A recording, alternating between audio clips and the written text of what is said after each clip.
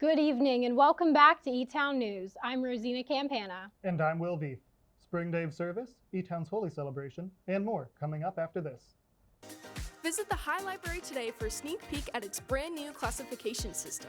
This summer, the High Library is turning over a new leaf. Librarians are working to reclassify books from the Dewey Decimal System to the Library of Congress system. The shift will increase browsability and make researching titles a breeze. Check out the sample display on the main floor of the library by the stairs.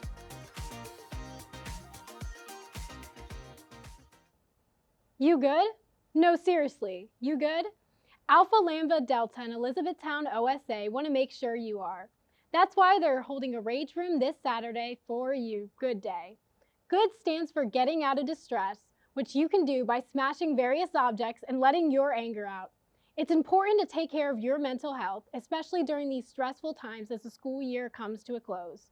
There will also be raffles, mindfulness activities, snacks, and music therapy. The event will take place in the BSC and run from 12 to 4 p.m. On Monday, March 17th, Bowers Writers House hosted an open mic night. Students working on creative writing projects came out to share their work with an audience of their peers. There were refreshments of coffee, chips, and chocolates students were encouraged to enjoy before the evening of reading commenced. Under the warm glow of lamplight, writers took turns sharing their work with the group. Most student authors chose to read their poetry, and each one was followed by applause from their supportive peers. It was a great turnout this time, and the organizers look forward to the next open mic night. Elizabethtown College's Religious Life program is putting on an event for Holi. Holi is the Hindu festival that honors colors, love, equality, and spring, along with the triumph of good over evil. The celebration involves throwing colored powder and water, along with dancing and singing. Interested students should report to the Blue Bean at 4 p.m. before they make their way over to Brinzer Field for the event. Wear something you don't mind getting stained, as there will be a lot of color throwing. Etown's annual Spring Day of Service is approaching quickly. Next Friday, March 28th, the college will host the event in Thompson Gym from 8 a.m. to 1:45 p.m. Join fellow students, faculty, and alumni to assemble care kits that will be donated to several local charities, including Water Street Mission and Echoes. Registration to participate can be found at newsetown.edu in the campus and community section. Sign up soon if you would like to participate. Slots are going quickly. Continuing the campus celebration of Women's History Month, the annual Women of Etown panel will be held this Wednesday, March 26th from 6 to 7:30 p.m. in the Cave. This year's theme is Glimmers of Hope, how to practice self-care and support one another in a world that feels hopeless. The panelists will focus on the unique mental health challenges women face and how to exercise community support. Stop by and join the conversation to uplift and celebrate the women of Etown. Now here's Gwyn Young with your weekly sports update. Thanks, Rosena. Etown Athletics saw 2 athletes become NCAA All-Americans over the weekend. Junior Gannon Smith would place 4th in the 184-pound weight class, becoming the first All-American in said weight class since 2013. Smith was able to win his wrestle back to advance to the 3rd-place match against the top seed, but would fall at the end to finish his season 36-5, tying him for the 5th most wins in school history. Senior Will Davis also qualified for the national championship, but lost his wrestlebacks Friday night. Senior Kelty Oster is the first female national champion in Etown track and field history, winning the 800-meter run in a new school and conference record time of 2:07.7. Oster would automatically qualify in the preliminary round, placing 2nd in her heat. She would be seeded 2nd overall going into the final. Oster got off to a strong start, positioning herself in 4th for the first 600 meters and was able to kick the last 100 meters to claim victory. This was Oster's first indoor track national championship, but her 6th overall national championship appearance in her career. Women's golf placed 5th at the LVC Invitational on Monday.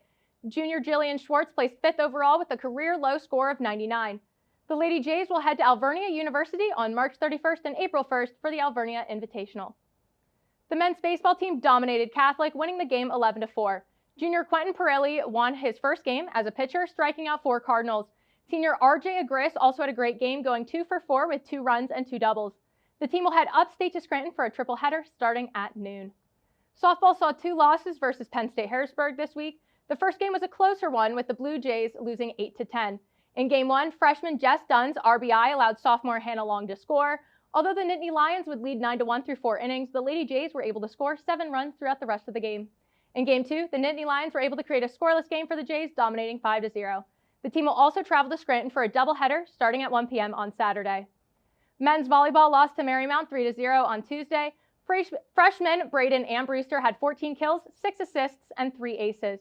The Blue Jays look to bounce back on Monday at home versus Widener starting at 7 p.m. Women's lacrosse fell to DeSales on Wednesday, losing 16-6. Senior goalie Rachel Murphy was able to have 13 saves in goal, and freshman Ella Scholes and sophomore Abby Bach each had 2 goals apiece. Etown will host Goucher on Saturday at 1 p.m. at Wolf Field. Men's lacrosse took control early in the game and didn't look back in their 15-7 win against Widener. Sophomore Tristan Coleman tied for third most points in a single game with 10, a new career high. Freshman Logan Rolls, junior Chance Milhorn, and sophomore Nate Sharp worked together to combine for 18 face-off wins. The men hope to ride this high when they travel to Goucher College to play against the Gophers at 1 p.m. on Saturday. March Madness has officially started, seeing Duke, Houston, Auburn, and Florida claiming their respective regions' first seeds. In the first 4-round games, UNC dominated San Diego State 95-68 to claim their spot on the bracket, while Pennsylvania school St. Francis fell to Alabama State in a close 68-70 for Alabama State to move on. Xavier closely beat Texas 86-80, and Mount St. Mary's beat American 83-72 to also claim a bracket spot. Make sure to make your bracket and guesses soon because March Madness is about to get serious. That's all for your weekly sports update. Now here's Layla Murphy with your weekly weather report. Thanks, Gwen. Welcome to the Weekly Weather Watch, where we cover the weather once a week, rain or shine. I'm your host, Layla Murphy. Today, Friday the 21st, is sunny but windy with a high of 55 and a low of 35. Tomorrow will be cloudy in the morning and clear up in the afternoon. There will be a high of 59 and a low of 29. Sunday will be partly cloudy with a high of 50 and a low of 41. We will see some rain in the morning on Monday with sun, and in the afternoon, the temperatures will reach a high of 61 and a low of 38. Tuesday will be mostly cloudy with a high of 55 and a low of 33. And on Wednesday morning, it will be rainy with a possibility of some snow mixed in. This won't last though, as there will be a high of 51 and a low of 31. And finally, Thursday, the sun will return and we will see a high of 53 and a low of 35. Thanks for tuning in to the Weekly Weather Watch. I'm Layla Murphy. See you again next week. Now back to Will and Rosena in the studio. This past Tuesday, Russian President Vladimir Putin agreed to a limited ceasefire in the war with Ukraine. He pledged to, at least temporarily, stop targeting energy infrastructure in Ukraine if they do the same. If the deal holds up, it would be the first mutual suspension of attacks in the entire 3-year war. Putin, however, declined the proposed 30-day ceasefire, which would have stopped Russia's attacks on civilian infrastructure. This means Ukrainian civilians are still at risk. Over 600 NOAA workers were laid off more than 2 weeks ago, but a temporary order issued by a Maryland judge has caused them to be reinstated. The Trump administration claimed in court this past Monday that it moved to reinstate over 24,000 workers across the federal government. These reinstatements have caused confusion at NOAA, as the employees have been placed on administrative leave and have not been able to return to the office. This also comes after NOAA was forced to halt multiple services due to the staff cuts, and it is unclear at this time whether these services will return following the reinstatements. Billy Joel has postponed his tour for 4 months as a result of a medical condition. The rock icon took to Instagram to share the bad news, which he said is to recover from a recent surgery. Tickets for the 8 shows have been rescheduled for later dates in 2025 and 2026. The tour will resume on July 5th in Pittsburgh, assuming that he is healthy enough. Despite this, the 75-year-old has no plans to slow down, as he hopes to continue touring for years to come after this. Apple TV Plus announced that its hit show, Ted Lasso, will be returning for a 4th season. Debuting in 2020, the series became a global hit, following the story of the underdog soccer team, AFC Richmond, and their quirky coach. It initially concluded in 2023, but the new season will see Ted Lasso coaching again, this time for a women's team. Jason Sudeikis confirmed that he will be playing the titular character, but revealed no further details at this time. And lastly, comedian Tracy Morgan suffered a scary moment while enjoying a New York Knicks basketball game this week.